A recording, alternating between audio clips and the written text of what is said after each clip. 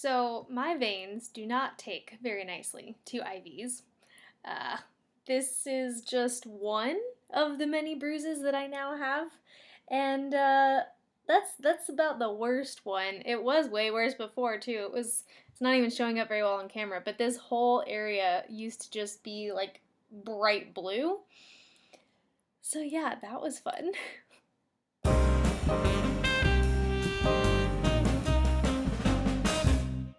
So I'm going to get back to the, bruises and all the other gory details for you guys of what the past couple weeks have been like.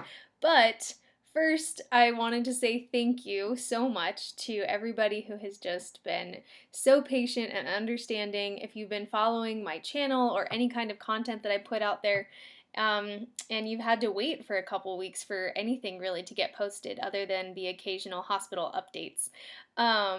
Thank you for your patience and for just allowing me to have that space and time to just deal with all of the things in my personal life. And thank you to everyone who also reached out and just shared a lot of love and support and just showed care in many, many ways. It was highly appreciated, and I am just so thankful for you guys.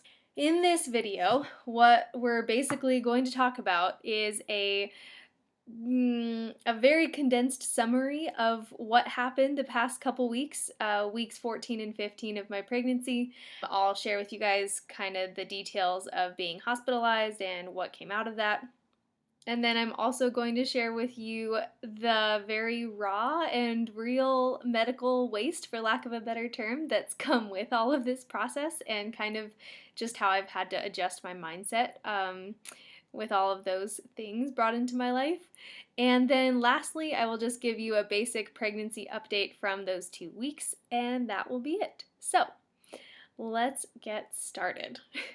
Let's start with talking about what happened, and I will give you guys just a basic day-by-day recap, not for every day of the past 2 weeks, but the most important days, I guess. So, 2 Wednesdays ago, I woke up in the early morning with lots of back pain, and I wasn't sure where it was coming from. I just assumed maybe this was like a pregnancy symptom, because I know back pain can be quite common in pregnancy. So I didn't really pay attention much to it, tried to just go back to sleep. And then basically it escalated throughout the whole day, ending up with by 3 p.m. on Wednesday, I was like on the floor in the bathroom, could not move. Other than holding this trash can in front of me and just like vomiting my brains out. The vomiting was due to how excruciatingly painful what I was experiencing was, and that was all in like the left side of my back. But I can't even explain how painful it was. Never had experienced anything like that before. Just lots of groaning and crying and vomiting. And so anyway, that led to me finally calling Kevin, and because he was at work, and I was just like, you need to come home. I don't know what's going on. And luckily he had already been driving home, so that was great. He was able to get home pretty quickly. And then from there, we just decided to go to the ER and figure out what was going on. So the rest of Wednesday afternoon and into the night, we were there, got lots of tests done, lots of fun invasive procedures, just sticking needles into me for IVs or to take blood out. Had the really unpleasant experience of getting a catheter shoved all the way up into me and into my bladder so that they could get like a pure urine sample. Really unpleasant.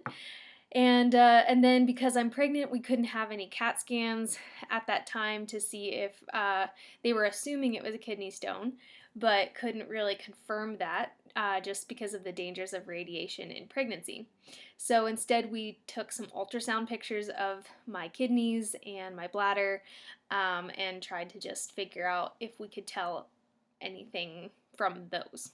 By the end of the night, it was like 8 o'clock at night on Wednesday, and everybody was pretty sure that I had a kidney stone, but they didn't feel that there was anything else that they could do at that time, and that I just needed to go home and try to pass it and just take Tylenol for the pain. So we go home by like 9 o'clock or so.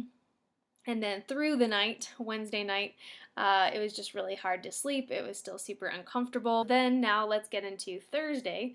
Uh, by 4:45ish in the morning, I wake up again like in excruciating pain.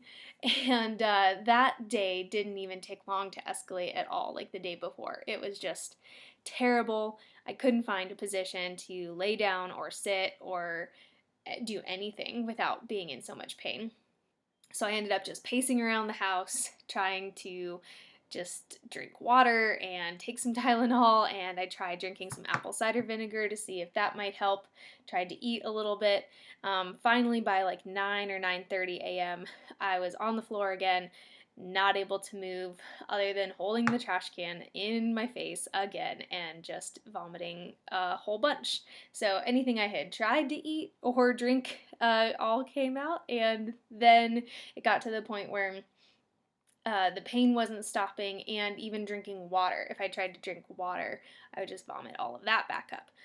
So, yeah, that was super concerning at that point. Didn't seem like this was something that we could just manage on our own at home. So we went back to the ER. So then the rest of the morning and afternoon was spent Thursday at the ER. We did all the exact same tests from the night before, so every single one of those unpleasant things I had to go through again, and the pain was even worse that day. Finally, we see through the ultrasound pictures from Thursday that I had, even after, emptying my bladder, I had a whole bunch of fluid still backed up in my left kidney, and it had increased in the size of swelling, so it had become more inflamed than the day before.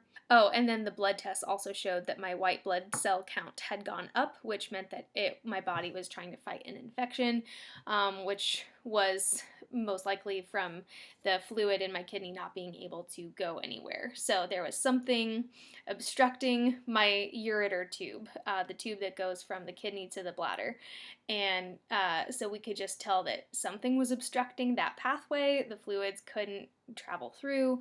So if it was all staying in my kidney and causing it to swell up and staying there stagnant, now there's an infection there too. That finally caused us to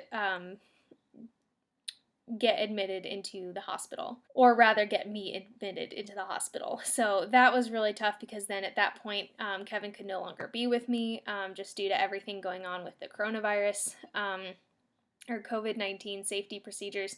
So yeah, so I got swabbed for COVID-19, which is the very, very unpleasant, uncomfortable, like, they stick this thing all the way up your nostril to the back of your throat, and they swab that and then come out and do it again on the other nostril. And I hated it so much, but I don't have COVID-19, thank goodness. Then I was able to be admitted into the hospital. Kevin had to leave, and that was just super hard, going into the unknown, like not knowing what was going to happen next, and not being able to be together. So that was super hard on both of us. But luckily he was able to get a charger to me through one of the nurses so that I could keep my phone charged and we could keep in touch with each other. At that point, I had been admitted into the hospital so late in the day Thursday that we couldn't do anything at all. So no procedures or anything. So I just spent the rest of that night just taking Tylenol and lots of fluids. And I couldn't really sleep much Thursday night. If you've ever tried to sleep in a hospital, you will be woken up every 2 hours by somebody, because they need to obviously just do their job. They're keeping you healthy and safe, and I appreciate that. But it's exhausting. Like, you're getting woken up to give more blood or to check your vitals, and so really there was no sleep going on that night. And before I get into Friday, so I'll quickly go back to the whole bruises thing. With all of this being woken up, or just during the day, like time to draw more blood or change your IV, just crazy things like kept happening to my body because my veins wouldn't cooperate. So I ended up with, I counted 11 different times that they had to stick me with things, and some of those things were successful and some of those things were not, which is why it added up to be so much. For example, this bruise, where is it? This bruise that I showed you earlier was the one of 3 attempts to get an IV in. So that one obviously didn't go well. The nurse doing it even said, "Oh no, I blew your vein."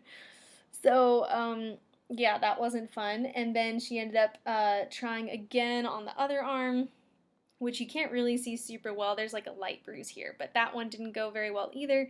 And then finally she got an IV in like right next to it, and it didn't feel totally settled like it should have as an IV, but I wasn't going to have her try again for a 4th time.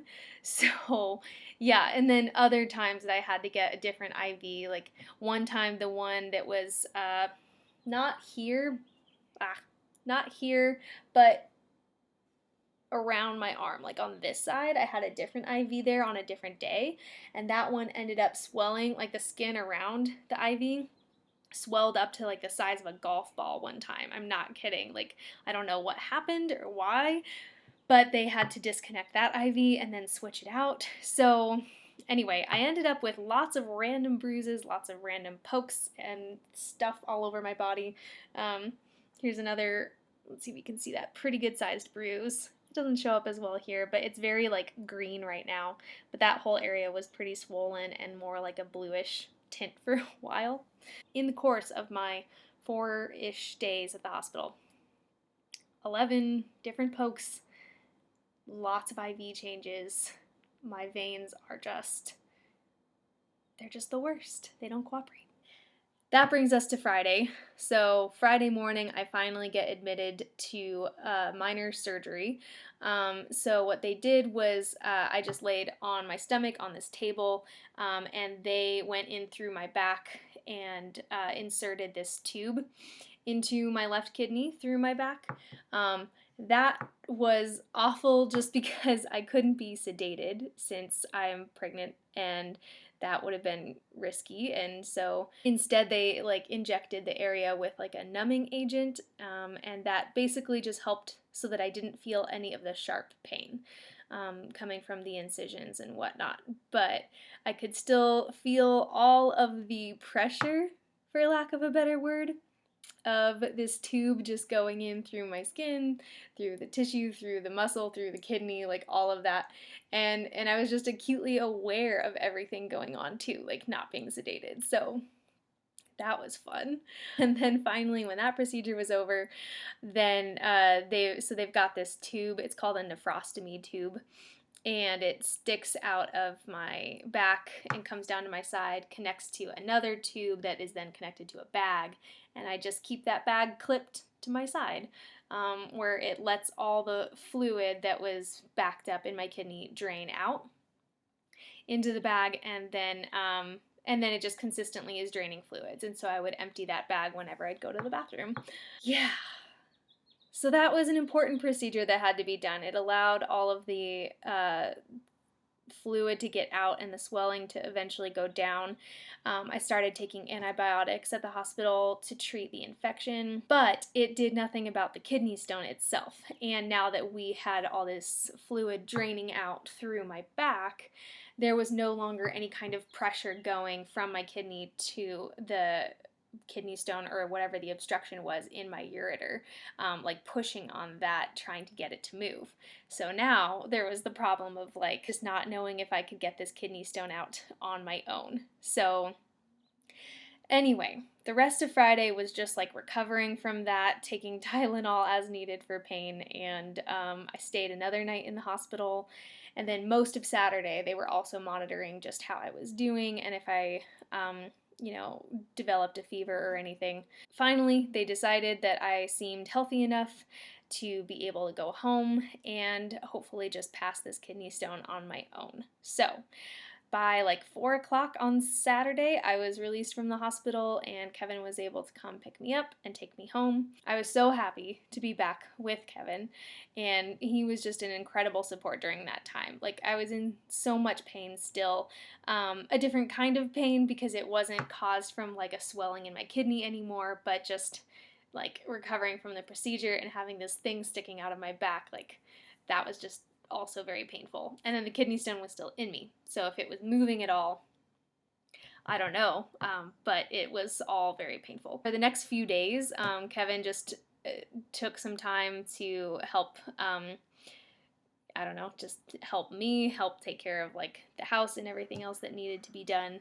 And I basically just drank as much water as I could, trying to get over 3 liters a day, and then, just walk around as possible and try to get that kidney stone moving. That all continued.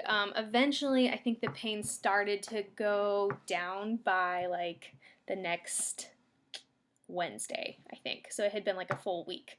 And then finally, it wasn't like as excruciatingly painful anymore, and I didn't need as much support to be walking around or doing things, but the kidney stone still hadn't passed. So that brings us to the next Friday. So it had been 1 week since I got the tube put into my back, and we went back to the hospital. We had decided ahead of time with our urologist and our midwife that we were okay doing a low dose CAT scan. So we used the lowest setting possible. It was at 10% of what the radiation levels would normally be. And then through that, we were able to find the kidney stone. That was great to at least be able to locate it and to figure out what size it was. And it seemed to be stuck. It had moved finally around to like the front of me, and so it was close enough to the bladder that we felt like we wanted to give it a little bit more time to try to move on its own. So we decided to disconnect the bag from the tube at my side and put like a clamp on the tube to basically like stop the fluids from draining, which would force everything back up inside of me and then draining through my kidney to the ureter as it should. And we were hoping with that extra pressure finally going through again without an infection and without everything else I had dealt with before, then maybe we could get the kidney stone to move. So we decided to do that, and if it didn't work within a week, then we would come back in and have the kidney stone surgically removed. Finally, it only took a day and a half, thankfully, of after we clamped off that tube, then by Saturday night, I was finally able to pass the kidney stone on my own, and yeah, it was such a relief, but it was also really weird looking at this little stone that had caused so much trouble, something so small. But then if you think about all the places it had to like travel through and how tiny these tubes are, so even a small stone trying to pass through those tubes is like, it just made sense that it would be that painful. And being pregnant and not being able to take like any pain meds or things that I typically would have done, it all just adds up. But it was finally out of me, and here we are quite a few days later, and I'm finally feeling like pretty normal other than having this tube in my back, but I do get that removed this week. So by the end of the week, that should be out of me, and I'll just be healing from that last procedure, and then fingers crossed, I'll be normal pregnant again. There's the entire recap of what has been happening the past 2 weeks. And again, I'm just so thankful for all of your guys' support during that time. Let's talk about medical waste. This is an entire bag full of things that we were sent home with from the hospital, plus we had to order a few more of the things that we had run out of. It's ridiculous. And I had another package of these because we ran out of the gauze that they sent us home with.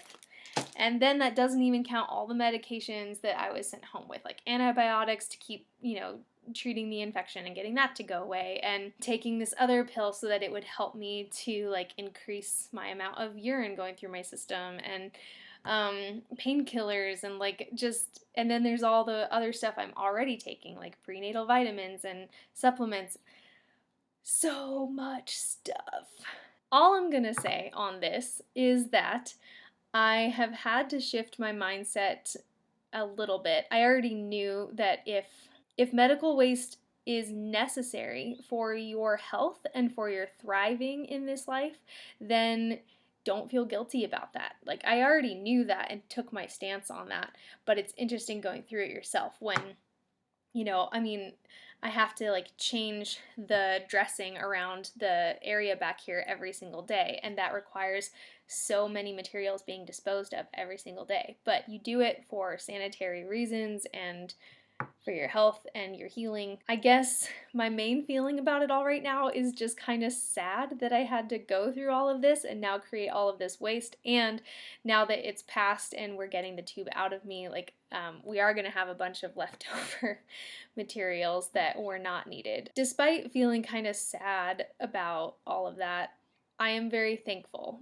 that I had access to these resources and to all of the medical professionals that were helping me. And, there are just certain things in life that you can't get away from, like as far as waste goes, and that's okay. I am okay with all of this. I'm a little sad, but other than that, I'm okay. I know that we'll hold on to quite a few of these materials that we'll have left over, and we can use them in first aid if we need them down the road, if somebody else that we know needs them down the road. So they will get used, but then just also disposed of after they've been used. But again, zero waste is not about being perfectly 100% zero waste. Really, in my life, I'm just striving towards sustainable living and reducing the amount of waste that I bring into this world or contribute towards as much as possible. There's my thoughts on all of that. And then finally, lastly, I'm going to, that was weird, just that was like a Sound of Music kind of thing. Lastly, I'm going to share with you guys just the brief updates about baby. So in all of this, obviously, our biggest concern was the health of our baby, and not taking medications or not being sedated, not doing a CAT scan until we really, really needed to, like all of these things. They were just based in heavy decisions and lots of thought behind it. Thankfully, while I was in the hospital, we were able to have either an ultrasound or just listening to the heartbeat each day to confirm that everything was still okay in there. It was a bright spot in my day to at least be able to hear my little guy or to see a picture of him. That was really, really encouraging.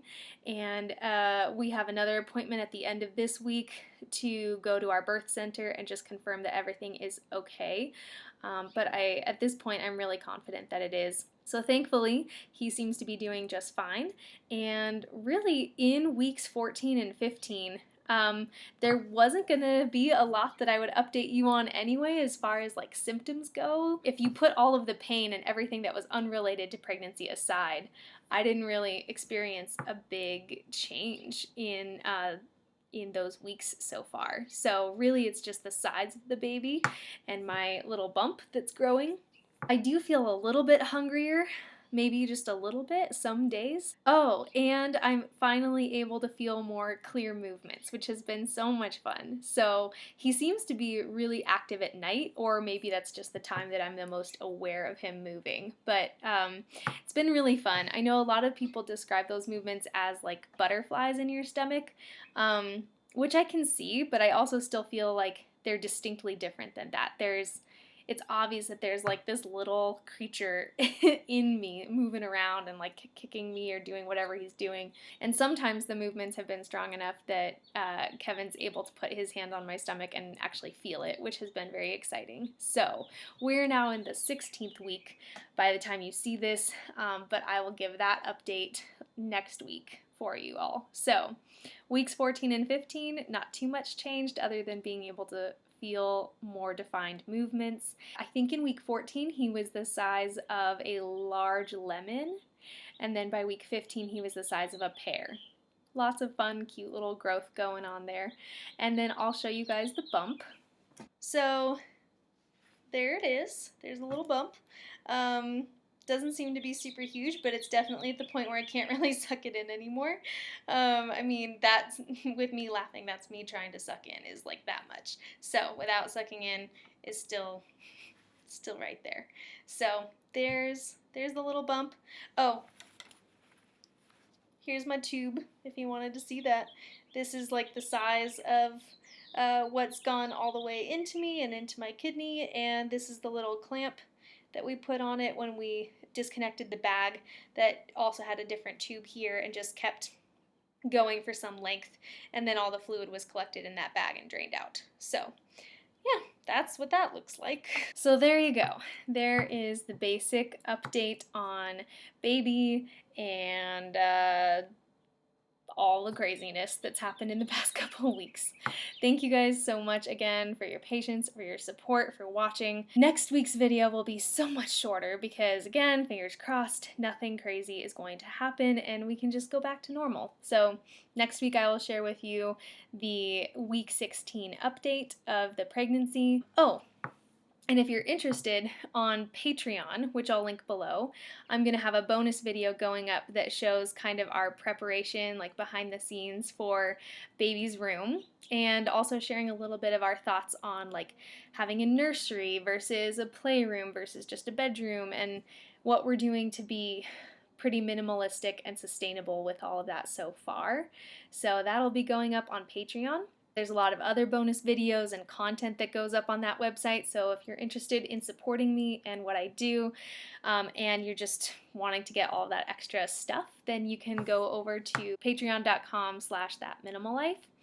And then if you want to follow me on social media, I'll be posting throughout each week with different resources and tips and just stuff going on in my zero waste life. So you can find me on Instagram or Facebook, and those are linked below.